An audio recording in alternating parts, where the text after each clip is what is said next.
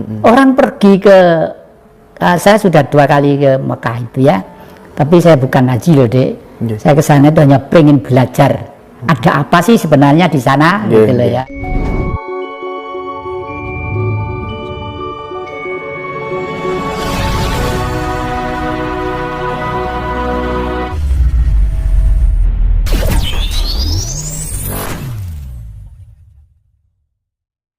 Terkait dengan perspektif bahwa kebangkitan Majapahit itu sudah berada di depan mata. Bagaimana panjenengan melihat hal itu? Nah, ini mungkin orang tertawa ya. Kenapa tertawa? Lah, Majapahit sendiri hancur kok di depan mata. Apa kita akan lebih hancur lagi? Kan mesti begitu secara rasional ya.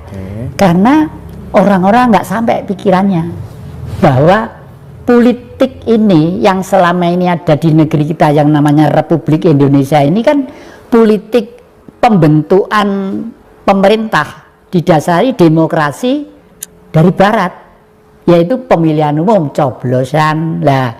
Karena bentuk pemerintah, bentuk masyarakat kita itu sudah hidup dalam dunia liberal yang kapitalistis, kebebasan tapi modal menentukan nasib ya toh. Akhirnya kan jual beli. Nah, akibat jual beli itulah menjadi yang saya katakan di depan tadi itu banyak oknum-oknum legislatif, eksekutif, yudikatif yang tanda tanyanya besar. Ini sebenarnya ngerti tentang negara atau tidak? Itu loh ya. Ini terkait dengan fungsi air, terkait dengan fungsi tanah, terfungsi bumi, leluhur dan lain sebagainya. Seperti itu.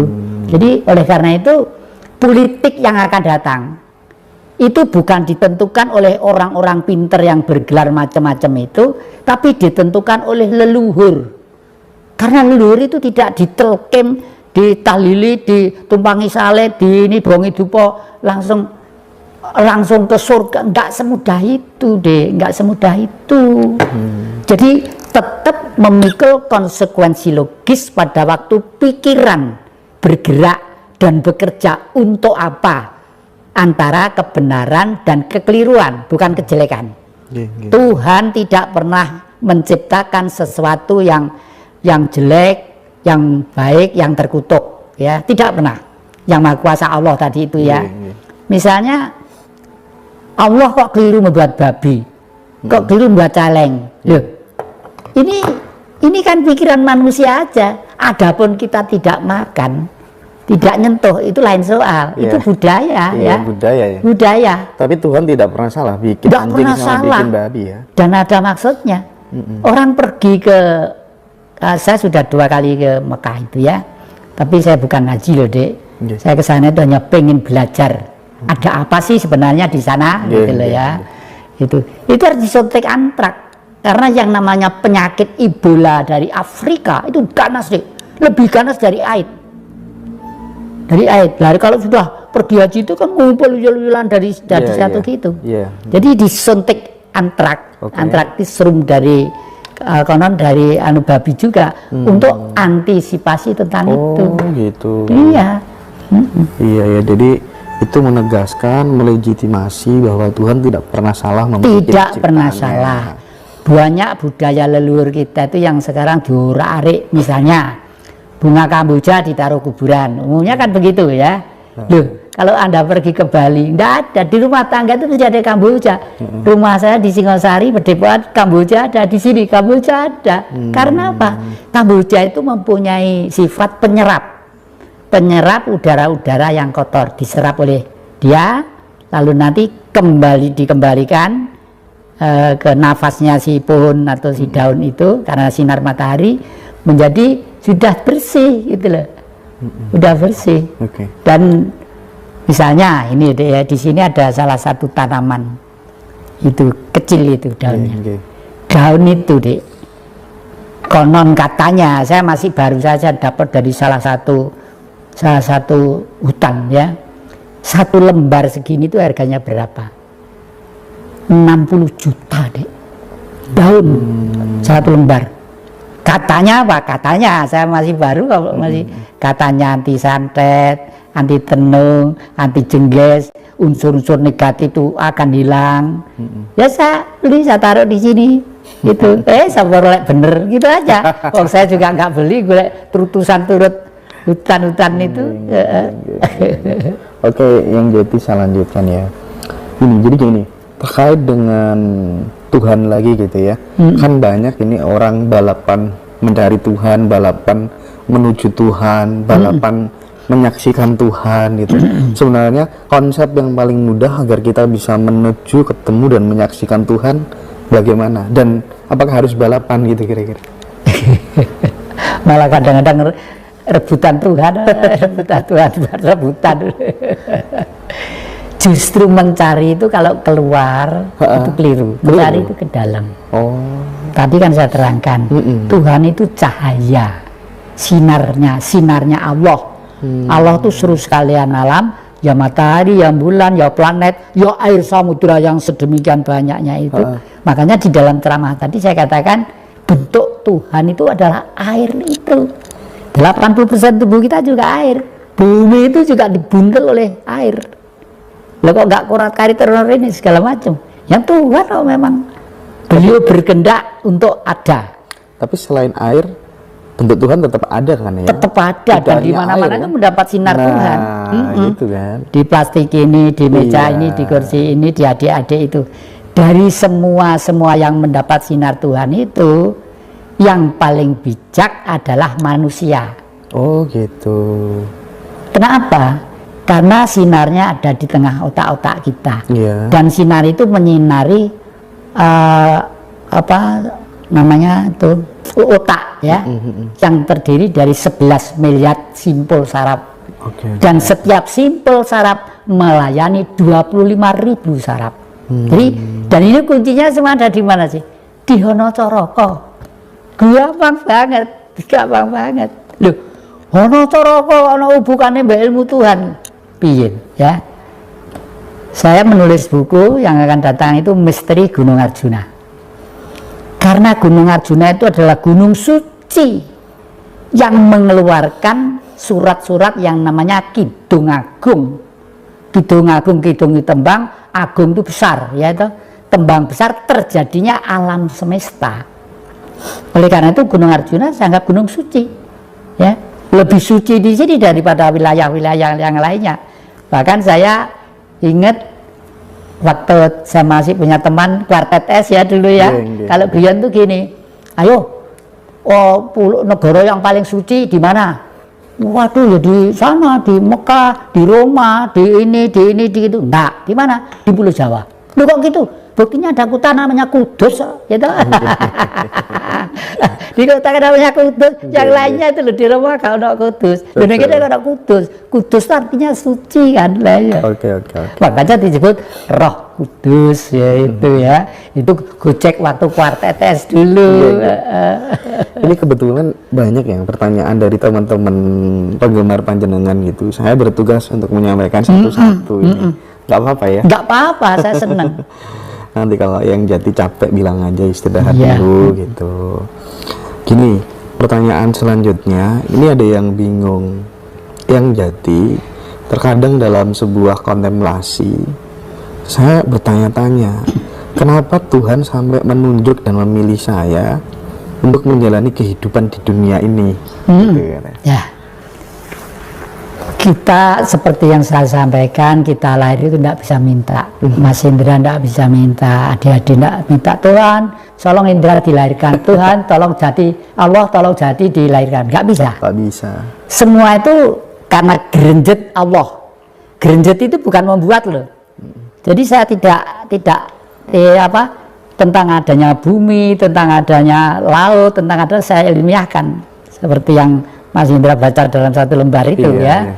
Karena Sang Maha, namanya Maha kok, gerenjet gitu, kehendak itu terwujud. Dan itu untuk kelas kecil-kecilan. Banyak orang yang seperti itu, seperti yang saya katakan kemarin, orang tanya kepada si Mbah, ini nanti sepak bola ini menang atau tidak. Orangnya hanya diam sebentar. Padahal orangnya tidak punya TV, tidak punya apa-apa. Belangkonan gitu. Waduh, dereng wancinipun niku jawaban niku sopan, dereng wancinipun artinya dereng kuat. Kan tanya kepada Tuhan itu. Iya, jadi benar. seperti itulah Salajan itu melatihnya juga sangat ringan, sangat gampang, tidak usah berdele-dele. Latihannya lewat apa ya? Latihannya lewat 5 dasar pokok pemahaman ya. Angen-angen bener, pikiran bener, tutur kata bener, pribadi bener, bergaul bener. Lah, ajaran 5 kebenaran ini sudah dimulai 500 tahun sebelum Masehi. Sebelum ada agama masuk. Wah, sebelum ada agama masuk. Agama itu masih kemarin sore, Mas. Iya, iya. Itu 500 tahun sebelum Masehi. Siapa? Sang Siddhartha Gautama. Yang selanjutnya disebut Buddha.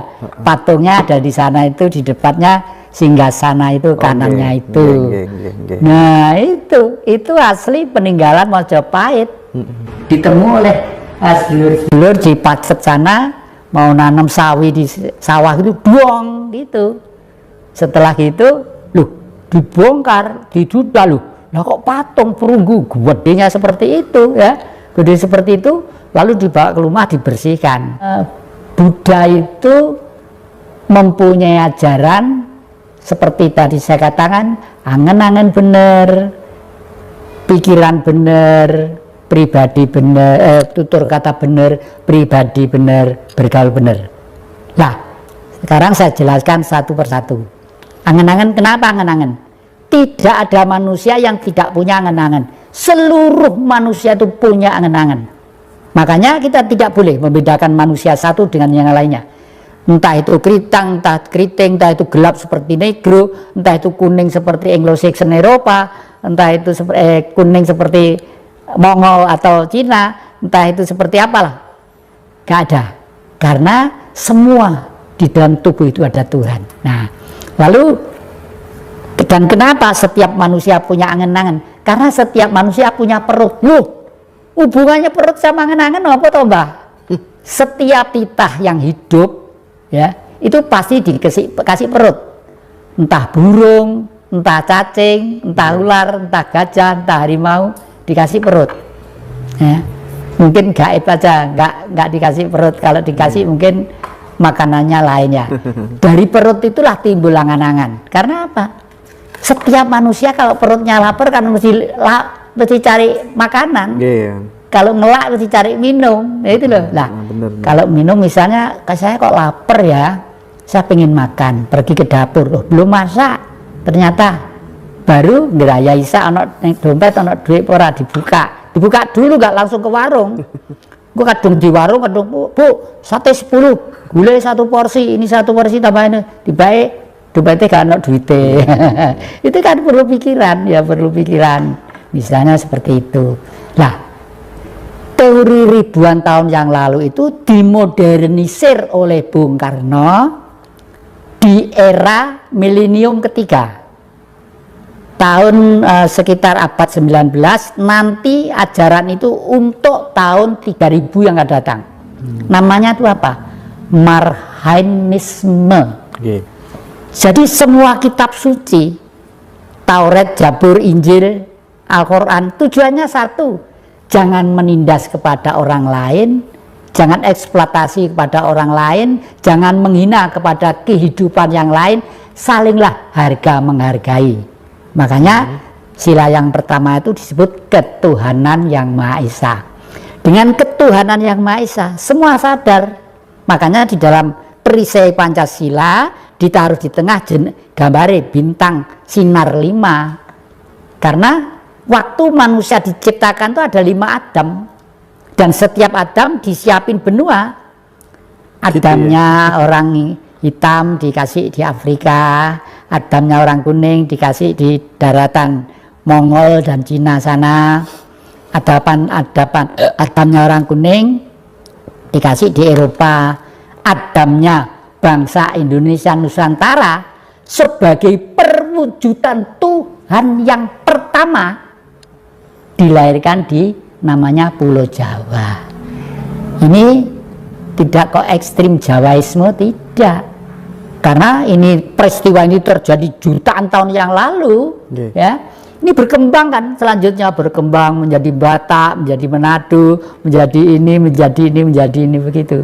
Sama, mereka disiapin benua-benua, setelah itu ya berkembang begitu. Oke. Makanya kemarin itu pada waktu saya menerima tamu, saudara Greg dari Jerman dan satu Bu Valia dari Selandia Baru itu, Merlin apa siapa? Merlin dari Selandia Baru kesini tuh saya kasih buku-bukunya, saya taruh di mana, entah di situ entah di Singosari. Judulnya apa?